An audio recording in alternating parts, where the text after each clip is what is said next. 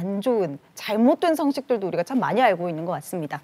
이 시간 제대로 팩트체크 한번 해볼게요. 척추질환에 대한 오해들 한번 풀어보도록 하겠습니다. 자, 먼저 첫 번째 팩트체크부터 시작해볼게요. 첫 번째입니다.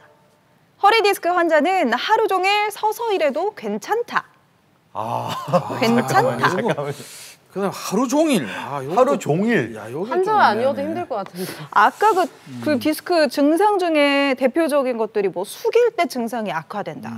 앉아 있을 때 통증이 악화된다. 서 있을 때 시작됐나요? 완화된다. 자, 하루 종일 서서 일해도 괜찮다. 됐지만 하나, 둘, 셋. 예. 참, 나 이거. 사실 저는 정했어요? 요건데 네. 하루 종일 때문에 요래 할까 싶기도 한데요. 제 기억에는 앉아 있는 거 이런 거보다도 서 있는 경우에 허리 하중이 좀 적게 간다고 했기 때문에 아무래도 서서 일하는 게 좀 낫지 않을까. 근데 하루 종일이기 때문에 요게 요래 할까 요래 하고 있습니다. 예. 제가 왕년에 알바 참 서서 하는 거 많이 했었거든요. 네. 그래 본 경험자로서 제가 그때부터도 허리가 좀 안 좋았어요.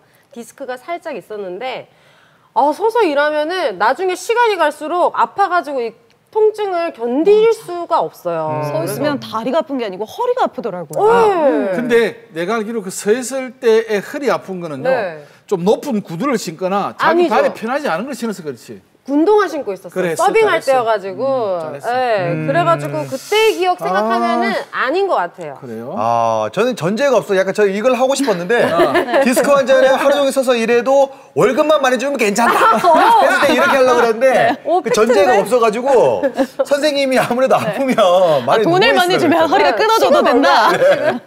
저는 많이 주면 괜찮다고 생각했는데 뭐 그런 게 없으니까 시급 얼마까지 됩니까? 저는 그거는 따로 협의하시죠. 네. 1호까지 괜찮아요. 1호. 알겠습니다. 자, 볼게요. 진짜 허리 디스크 질환 있으신 분들 서서 일하는 분들도 많을 것 그래, 같은데요. 많잖아. 정답은요, 선생님?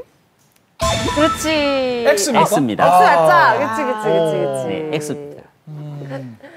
말씀하신 것처럼 네. 앉아서 하는 것보다는 서서 하시는 것이 허리로 가해진 스트레스가 적은 것은 분명하지만 네. 하지만 동일한 자세를 반복적으로 하시는 것 자체가 근육의 피로감이 누적이 될 수밖에 없고 허리로 가해지는 스트레스가 계속 지속적으로 가해지기 때문에 디스크 환자분들도 자세를 자주 바꾸어 주신 것이 도움이 되실 수 있습니다. 하루 종일에서 틀렸네. 맞네.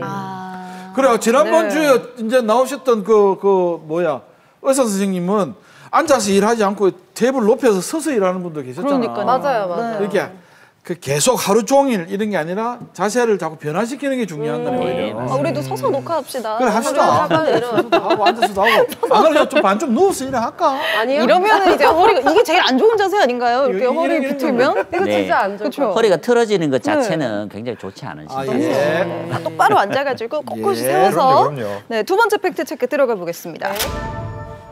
도수 치료로 허리 디스크를 완치시킬 수 있다.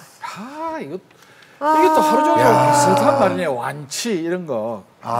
디스크에 완치가 있을까 싶기도 하고 이것도 도수 치료 이거 시원해가지고 그러니까요. 요거 자주 받는 분들 많으시거든요. 자, 하나, 둘, 셋. 헤이! 이거는 뭐 무조건 X입니다. 이거는 도수 치료를 믿는 분들이 좀 계시네요. 아니 네. 도수 치료로 허리 디스크를 완치시킬 수 있으면 우리 전국에 있는 도수 치료에 다 저기 문 닫아야 됩니다. 예, 이게 약간 완화해 줄 뿐이지 조금씩 늦춰주거나 완화해 줄 뿐이지 뭐 완치는 안 될 것 같다. 예, 그렇습니다. 이게 단계의 차이인데 이게 완전 초기 있잖아요.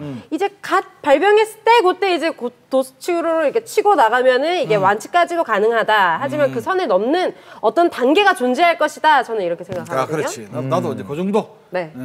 근데 막 네. 우리 뭐 답이 전혀 상관없고 기분이 나쁘요. 막 그래 쳐다보고. 아니 뭔가 이게 약간 도수 탐탁지가 않아 치료가 보여. 말이죠. 네. 왜 그래요? 받아보신 분들 없어요? 없어.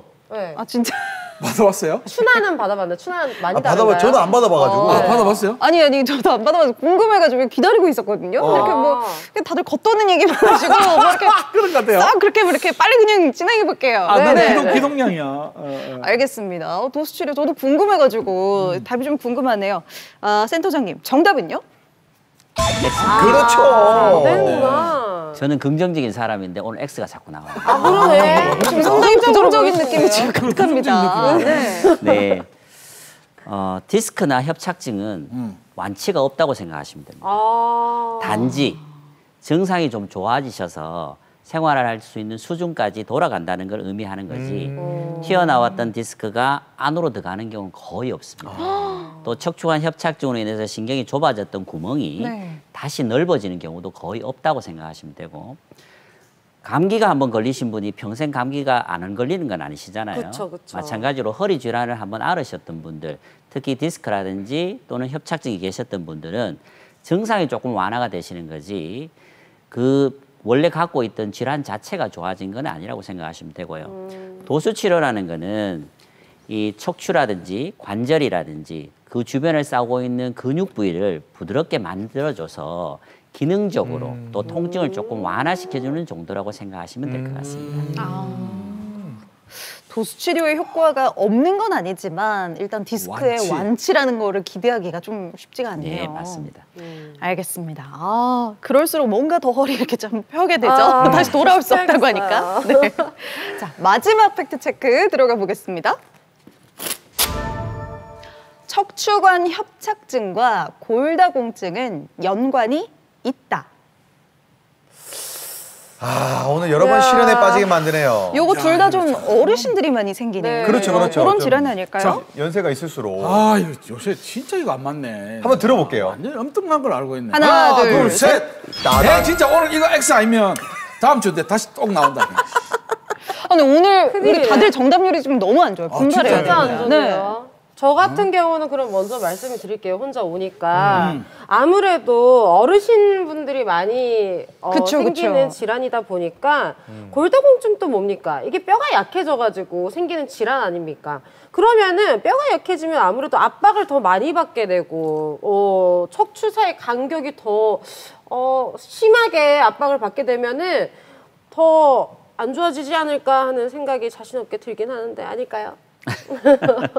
정답은 이따 말씀드리겠습니다. 아니, 약간 자신이 없어 보이는 것 네, 같은 그런 느낌이 좀 드는데 또 X로. 골다공증은 네. 뼈가 좀 약해지는 거잖아요. 그쵸. 네. 근데 이제 우리 이제 척추 협착증은 많이 썼기 때문에 좀 이렇게 휘어지는 거지 않습니까? 그렇기 때문에 좀 성향이 좀 다른 것 같다. 선생님의 대답을 유도하지 마세요. 네, 선생님 좀 보고 있는데. 의견을 일단 개진하세요. 그래서 네. 저는 X로 한번 들어봤습니다. 자, 척추관 협착증은 말이죠. 허리를 오래 써서 그렇고 여러분들 뭐 생생 뭐 이런 데 가서 이렇게 그 곰탕 이렇게 끓이는 거 보잖아요. 그러면 그걸 육수를 내게 해서 이렇게 뼈를 팍 삶으면 그 안에가 구멍이 송송송송해. 네. 요런 상태가 골다공증이야. 그치, 그치. 그래서 골다공증일 때 내가 보니까 허리 뭐 발 뒤꿈치에다가 뭐 어떻게 뭐 이렇게 해서 그 안에 뼈 속에 뭐 이게 뭐 강하게 돼 있느냐 이런 걸 아는 거더라고. 그러니까 이거는 골다공증하고 척추관 협착증하고는 뼈 안에 있는 거하고 뼈와 뭐 사이에 뭐 이런 거하고는 이게 전혀 완전히 엄청 신이 다르네. 맞아요. 약간 결이 다른 느낌. 완전히 다르. 네. 너무 확답을 하시는데 이러다 틀리면 어떡하시려고요? 다음 주 나와야지. 그러니까. 저도요. 네. 나오시겠지 뭐. 틀려도 다음 주에 꼭 나와서 또 예습 복습하고 점점 나아지는 모습 또 우리 시청자분들한테 보여드려야죠. 그래, 집안 오늘 맞지. 이걸 맞추자. 아, 진짜. 자, 선생님 정답은요? 아이고, 다행이다. 근데 뭔가 둘 다 노년기에 많이 생기고 뭔가 뼈에 관련된 질환이니까 뭔가 연관이 있을 것 같았거든요. 네. 근데 저는 그냥 X만이 아니고 이 설명도 X도 맞죠? 아우, 퍼펙트 하십니다. 야. 웬일이야? 야, 이제 하산하십시오. 이제 하산주 드십시오. 아, 이거 맞고 못 나오는 거야? 네, 너무 많이 맞춰도 이제 또 하산해야 되거든요. 네. 그러니까. 골다공증이나 척추관 협착증은 나이가 들어가면서 빈도수가 분명히 많이 이렇게 늘어나는 질환들이 맞습니다. 예. 하지만 골다공증이 있다고 해서 척추관 협착증이 꼭 동반되는 것들이 아니고요. 골다공증 환자분들 중에서 압박 골절이 생기시는 경우가 있을 수 있습니다.